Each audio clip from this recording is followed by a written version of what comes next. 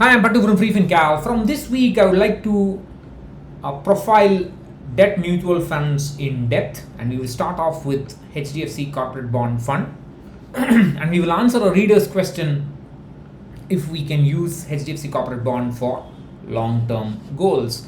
So the first thing we will do is start off with the kind of bonds that the fund purchases. So this is the historical data, and you can see that most of the bonds are in corporate debt. That's the blue line, and then there are some government securities here.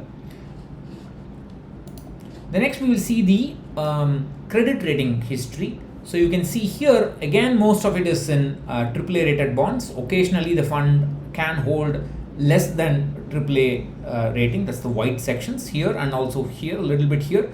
After the SEBI regulations as well, it has done that.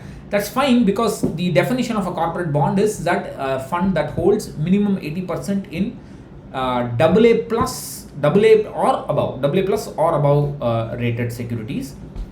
Initially, they wanted it only to be AAA rated securities. Then SEBI, diluted their rule and said AA plus is okay, AAA is okay.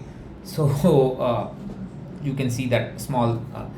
That's probably AA plus. Now, typically I have been saying that as a category, corporate bonds are a problem because they can take on some credit risk. Up to 20% they can in principle take on credit risk. And also if you look at the kind of duration profile, that is the average maturity of the portfolio, there's a huge difference across the category. So as a category I have problems with it, but if you look at certain funds and if you have the means to look at the historical value, historical fact sheet data and so on, then it's if you're okay to take a risk with that fund, then it's probably a reasonable choice, if that's all right with you. So this is the duration history, and you can see that the fund sometimes invests in short-term bonds, that's the blue lines, and sometimes it invests in bonds 1 to 3 years of duration, and sometimes in 3 to 5 years. And only recently, after the SEBI regulations, the fund has had a good exposure in long-term bonds above 5 years. So they do some kind of timing. It's a duration kind of timing. Sometimes they go for short-term, more of 1 to 3 years. Sometimes they go for more of 3 to 5 years. Sometimes above that, and so on. So they do behave like a dynamic bond. And that's important for investors to know, which means that they can get it wrong, and if they get it wrong, the returns will suffer. This is the average maturity of the portfolio. You can see that it has been some kind of a cyclic behavior, but after the SEBI regulations, the fund has so far been maintaining the average maturity around 4, but it has not gone beyond that. So it's a medium term bond in terms of duration, so the volatility will be lower compared to a gilt fund.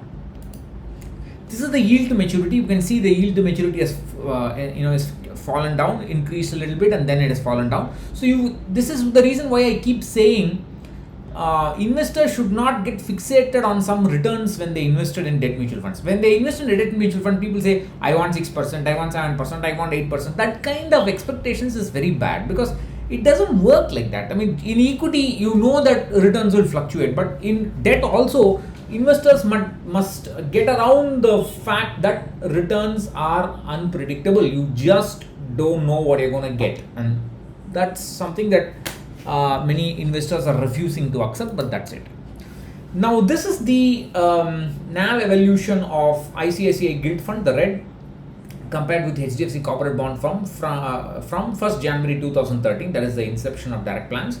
You can see that the NAV of the Corporate Bond Fund has been less volatile than the gilt fund. So that means that the gilt fund invests in a long duration gilt bonds, whereas comparatively HDFC Corporate Bond has got lower average maturity, and that's the reason for the lower volatility. But that doesn't mean the returns are more stable. I mean, in the sense that there will be ups and downs. You can see here there are regions here, the slope changes and so on. So relatively speaking, it will be less volatile, and the returns will be relatively more predictable. These are 5-year rolling returns. You can see compared to the ICICI Gilt Fund. I'm using ICA as a comparison because I'm invested in ICICI Gilt Fund.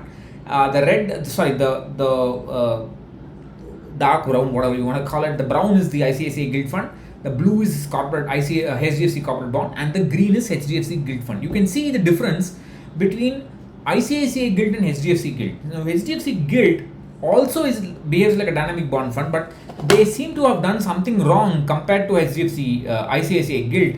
HDFC Gilt has kept falling down in terms of the 5-year rolling returns. They kept falling for the last couple of years, but more or less HDFC Corporate Bond has been stable. So those of you who don't mind some stability in returns, but it can be lesser than Gilt, but you can see the ICICI Gilt is a lot more volatile in terms of return spreads. Those investors who don't mind that, who don't mind a little bit less return, less now volatility, but there's a possibility of a small credit risk. It may not be up to 20%, but it's probably less than that. But there is a possibility of a credit default in a HDFC corporate bond compared to an ICICI Gilt Fund. Although although all Gilt funds can also take on some credit risk in principle, but investors who are okay with that can consider HDFC corporate bond for long-term goals. So there are some the caveats. You must understand that HDFC corporate bond tends to buy medium-term bonds, but actively manages the portfolio duration. So far they have got it right, but they can get it wrong, and if they get it wrong, then things will not be so rosy. The credit risk in this fund, the chance of a default is non-zero, but reasonably low. The NAV will fluctuate more than a liquid fund, but less than a gilt fund. Those of you who like that kind of a fund profile can use HDFC corporate bond for long-term goals. So if you have a debt fund in mind that you would like to be profiled this way, please post them in the comment section.